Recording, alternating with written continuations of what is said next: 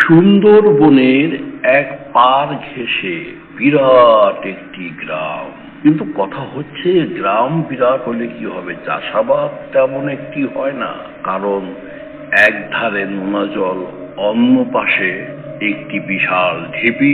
ঢিপির অর্ধেক অংশটাই থাকে খালি। কারণ বনের দিকে যেই দিকটা, সেদিকটায় কেউ চাষাবাদ করে না বাঘের ভয়ে। ধান ক্ষেতের মাঝ বরাবর একটি পথ চলে গেছে নদীর দিকে। এক পাশে একটি চায়ের দোকান, যেখানে সন্ধ্যা অবধি জনা কয়েক মানুষ বসে চা খেত, গপ্পসপ্প করত। কিছুদিন যাবৎ অঞ্চলে একটি ভৌতিক আতঙ্ক দেখা গেছে।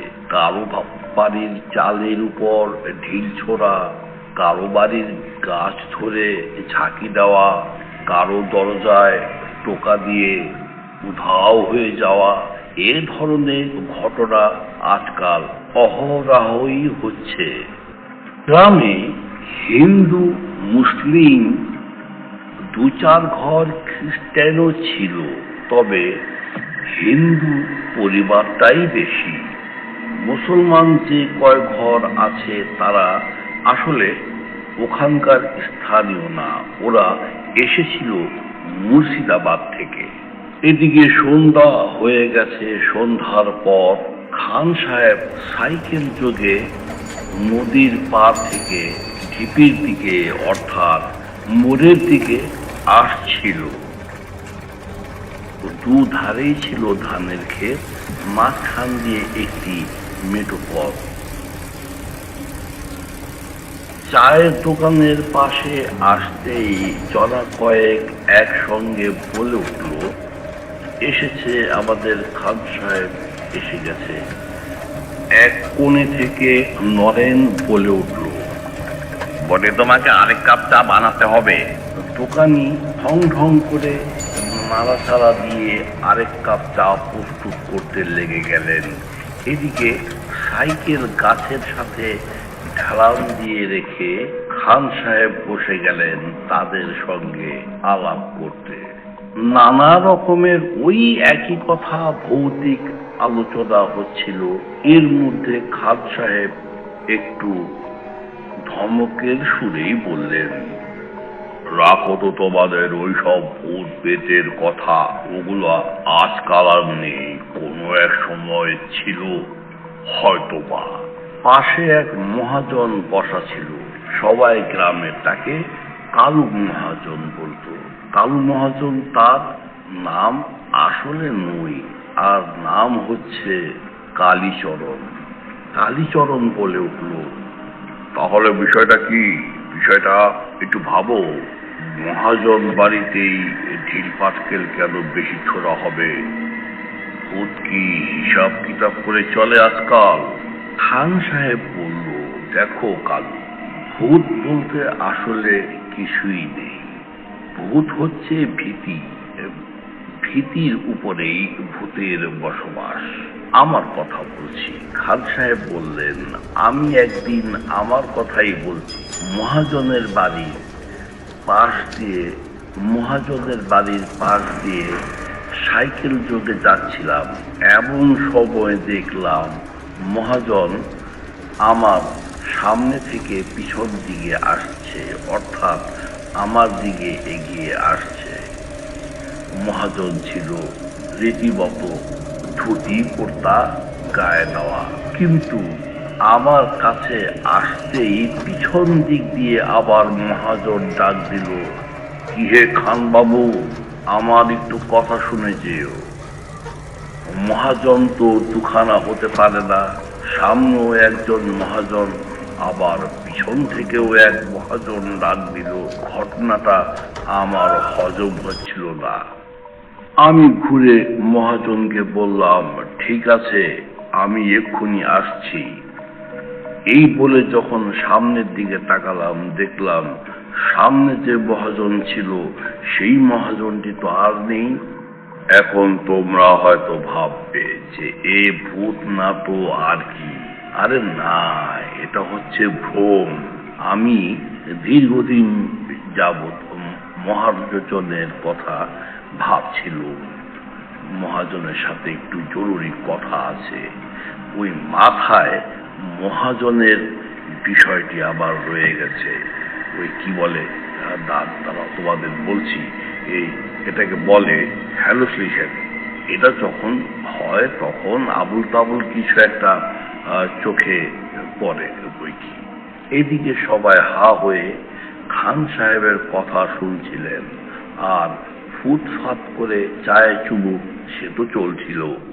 অনেক কথাবার্তা হওয়ার পর খান সাহেব বলল, তাহলে ঠিক আছে, তোমরা থাকো, আমি যাই, আবার একখানা কাজ আছে, সে জরুরি। খান সাহেব যখন সাইকেলে উঠে কসর মসর করে শব্দ করে সাইকেল চালিয়ে হেলে দুলে মেঠো পথ দিয়ে সোজা চলে গেলেন তার বাড়ির দিকে। তারপর খান সাহেব যাওয়ার পর চায়ের দোকানে আরো বেশ অন্য বিষয় নিয়েও কথা হচ্ছিল। তখন এই 7টা, 7:30 এরকম সময় হবে। এমন সময় নদীর ধার থেকে 2-3 জন মানুষ, হয়তোবা হবে আরো বেশি, অন্ধকারে দেখা যাচ্ছিল না, দৌড়ে এলেন। কি হয়েছে? খান সাহেবকে বাঘে খেয়েছে। সবাই বলল, তোমরা কি নিশ্চিত খান সাহেবকে বাঘে নিয়ে গিয়েছে বা বাঘে খেয়েছে? তার মরদেহ কোথায় উদ্ধার করতে পেরেছ? অর্থাৎ এক একজন এক এক রকমের কথা জিজ্ঞেস করছিল। অর্থাৎ খান সাহেব কিছুক্ষণ আগে বাড়িতে গেলেন।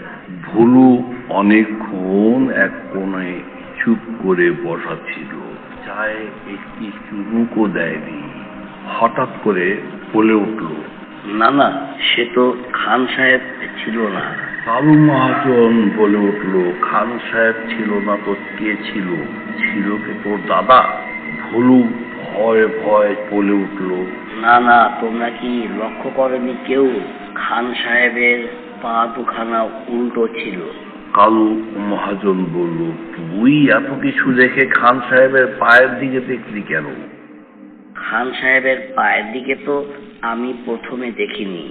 যখন সাইকেল চালিয়ে যাচ্ছিল তখন তো তোমরা ছিলে ডান দিকটাতে, আমার পাশ দিয়ে গেল। তখন আমি দেখলাম খান সাহেবের পা দুখানা উল্টো। তখন চায়ের দোকান থেকে 4-5 জনা যাচ্ছিল, সবাই দৌড়ে গেল নদীর দিকে খান সাহেবের মরা উদ্ধার করার জন্য। গিয়ে দেখলো, খান সাহেবকে বাঘেই খেয়েছে। কালু মহাজন, মাঝি মাল্লা 2-4 জন ছিল, তাদেরকে জিজ্ঞেস করলো কখনকার ঘটনা। বলল, আধ ঘন্টা আগে আমরা গঙ্গানির শব্দ পেয়েছি, তাতে বুঝলাম কাউকে বাঘে ধরেছে। তো আমরা নৌকো রেখে পয়সা নিয়ে সবাই আগালাম। আমরা 5-6 জনা শব্দ করে পয়সা নিয়ে আগাতেই দেখলাম বনের ভিতরে বাঘখানা দৌড় দিল, আর খান সাহেবের মরাখানা রক্ত মাখানো পড়ে রইল ধান ক্ষেতের উপরে। পাশে সাইকেলটাও ছিল। সাইকেলটা দুমড়ে মুচড়ে গেছে, এজন্য সাইকেলের দিকে ভ্রুক্ষেপ করিনি আমরা। আমাদের মরাটাকেই আগে আনতে হবে। এই তো মরাটাকে তুলে এনে রাখলাম পথের উপরে। ভুলু এবার বলল, বলেছিলাম না ওটা খান সাহেব ছিল না, ওটা ছিল ভূত। কালীচরণ কিন্তু একজন মহাজন ছিল। মাছ যারা ধরতো তাদের থেকে মাছ কিনে নিত এবং বাৎসরিক সিজনাল একটা দাদন দিয়ে রাখতো তাদেরকে, যাতে করে মাছ অন্য কারো কাছে না বিক্রি করে। উনি ভাবলো, খান মরেছে অনেক দিন, প্রায় সপ্তাহখানি হয়ে গেল, একটু খানের বাড়িতে ঢু দিয়ে আসি, অর্থাৎ ঘুরে দেখে আসি কি অবস্থা। খান সাহেবের বাড়িটার প্রতি তার অনেক লোভ ছিল। সন্ধ্যার একটু আগে গিয়ে ঢুকলো বাড়ির ভিতরে। লোকজন ছিল না, আর থাকবে বা কিভাবে, কারণ কারণ খান সাহেব একাই থাকতেন। খান সাহেবের পত্নী সন্তান ছিল না বিধায়, আর খান সাহেব বিয়েও করেনি, থাকবেই বা কোত্থেকে। আর খান সাহেবের সমস্ত কাজ খান নিজে একাই করত, রান্না বাড়া থেকে ধরে একেবারে ঘরদোর সাফ করা পর্যন্ত। একটি বাইসাইকেল ছিল, সেটি কালীচরণের চোখে পড়ল না, সোজা ঢুকে গেল বারান্দা পেরিয়ে ঘরের ভিতরে। কালীচরণ এবার ভিতরের ঘরে প্রবেশ করে এপাশ ওপাশ ঘুরে দেখছে আর লিপ্সে হচ্ছে পুরনো দিনের বিভিন্ন আসবাবপত্র দেখে।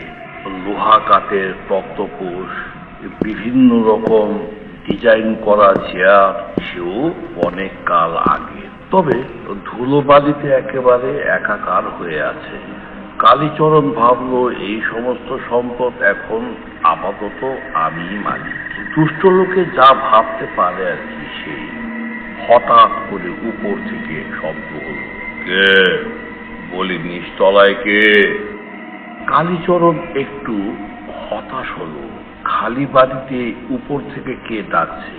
পা পা করে সিঁড়ি বেয়ে উপরে উঠে গেল, দেখলো করিডোরে একটি আরাম কেদারায় একজনা বসে বসে ঝুলছে, দোল খাচ্ছে আর হাতে একটি বই পড়ছে। পিছনটা দেখে প্রথম ভাবলো খান সাহেব নয় তো, আবার বলল, ধুর, কেন খান সাহেব হতে যাবে? খান সাহেব তো বাঘের পেটে।